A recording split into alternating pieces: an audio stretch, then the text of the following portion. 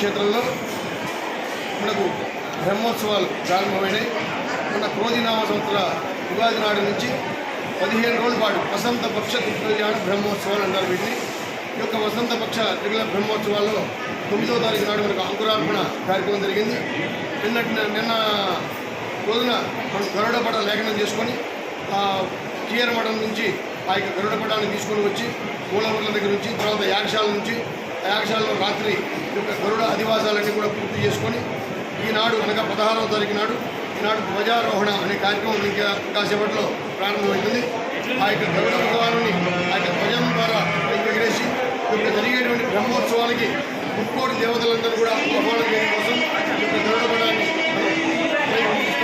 ఆ యొక్క గరుడపడం అయిన తర్వాత ఇక్కడ ఉండేటువంటి మహిళలందరికీ కూడా గరుడ ప్రసాదాన్ని అంటే వారికి సత్సంతానం లభించాలని చెప్పేసి గరుడ ప్రసాదం తీసుకోవడం వల్ల సత్సంతానం లభిస్తుందని ఉద్దేశంతో ఎంతోమంది మహిళలు ఇక్కడికి వచ్చి గరుడ ప్రసాదం కోసం నిల్చున్నారు.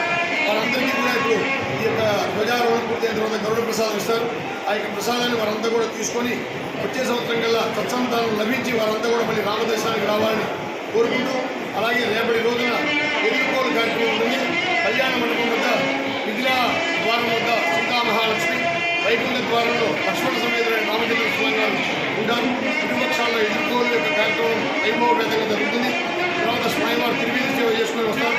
తర్వాత ఎల్లుండి ఉదయం మనకు 8 గంటలకు స్వామివారి యొక్క గృహమూర్తుల కళ్యాణ మహోత్సవం ఉంటుంది.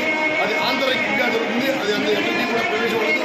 తర్వాత 10 గంటలకు కళ్యాణ మండపంలో అంగరంగ వైభవంగా ఈ యొక్క కళ్యాణ మహోత్సవం ప్రారంభమవుతుంది. ఈ యొక్క మహోత్సవాల్లో భక్తులంతా కూడా పాల్గొని స్వామివారికి కళ్యాణ మహోత్సవాన్ని నిర్మించవలసిందిగా కోరుతున్నాం. రాలేని వారంతా కూడా మనం ఇక్కడికే రాలేదని బాధపడాల్సిన అవసరం లేదు. ఎవరి వారు వారి యొక్క ప్రచార మాధ్యమాల ద్వారా వచ్చేటువంటి కళ్యాణ మహోత్సవాలు ఇళ్ల వద్దనే ఉండి వీక్షించి అంటే వృద్ధులు ఉంటారు, పెద్దవాళ్ళు ఉంటారు, రాలేని వారు ఉంటారు, చంటి పిల్లలు ఉంటారు. వీళ్ళంతా రాలేరు కాబట్టి రాలేని వారంతా కూడా బాధపడాల్సిన అవసరం లేదు. మనం ఇంటి వద్ద కూర్చొని రామనామస్మరణ చేస్తూ రామకోటి చేస్తూ ఆ యొక్క కళ్యాణాన్ని కలిగించిన భద్రాచల క్షేత్రంలో ఉన్నటువంటి ఫలితం దక్కుతుంది. కాబట్టి మీరంతా కూడా మీ ఇళ్ల వద్ద ఉండి కూడా ఈ యొక్క కళ్యాణాన్ని జరిగించవలసింది కోరుతున్నాను. తెల్లారి 18వ తారీఖు నాడు పట్టాభిషేకం రాముడికి మాత్రమే ఉన్నటువంటి ఏకైక ఉత్సవం పట్టాభిషేకం. అలాంటి పట్టాభిషేకాన్ని కూడా అందరూ కూడా జరిగించవలసిందిగా కోరుతున్నాం. ప్రతి పునర్వసు నుంచి పునర్వసు వరకు కూడా రామాయణ పారాయణ జరిగి పుష్యమి నాడు రాముడికి పట్టాభిషేకం జరుగుతుంది. అలాంటి పట్టాభిషేకం 18వ తారీఖు జరుగుతుంది కాబట్టి దాన్ని కూడా వీక్షించవలసిందిగా కోరుతున్నాం. అదే రోజు సాయంకాలం మనకు రథోత్సవం కార్యక్రమం ఉంటుంది.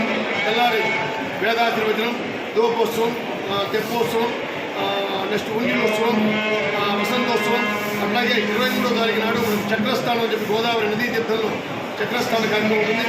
దాంట్లో కూడా భక్తులంతా కూడా 50 మంది భక్తులు, పునజనులు, యాత్రికులు అంతా కూడా ఈ యొక్క చక్రస్థానంలో పాల్గొని ఆ చక్రస్థానాన్ని ఆచరించడం వల్ల మనకు ఆయురారోగ్యాలు అన్నీ కూడా లభిస్తాయి. కాబట్టి ప్రతి ఒక్కరు కూడా ఆ యొక్క చక్రస్థానంలో పాల్గొని ఆ రోజు సాయంకాలం స్వామివారికి శేషవాహనం మీద తిరిగి పూర్తయిన తర్వాత మనకు ధ్వజ అవరోహణ కార్యక్రమం, తర్వాత సాయంకాల సమయంలో ద్వాదశారాధనలు, ద్వాదశ ప్రదక్షిణలు, రాత్రికి పుష్పయాగం, ఆ తర్వాత మహాకుంభ ప్రోక్షణతో మనకి ఈ యొక్క బ్రహ్మోత్సవాలన్నీ కూడా పూర్తయితాయి.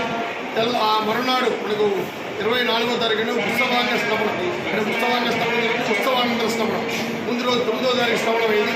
మళ్ళీ 24వ తారీఖు ఉదయం ఉత్సవానంతర శ్రవణంతో మనకి ఈ యొక్క బ్రహ్మోత్సవాలన్నీ పూర్తయితాయి. తర్వాత మనకి 2వ తారీఖు నాడు మరలా నూతన ప్రయోగోత్సవం మనకు జరుగుతుంది. అప్పటి వరకు కూడా మనకు 23వ తారీఖు వరకు కూడా 9వ తారీఖు 23వ తారీఖు వరకు నిత్య కళ్యాణాలు జరుపుకోవడం. అట్లాగే పోలింగ్ కోసం కూడా 2వ తారీఖు వరకు మళ్ళీ మనకు స్వామివారి జై శ్రీరామ్.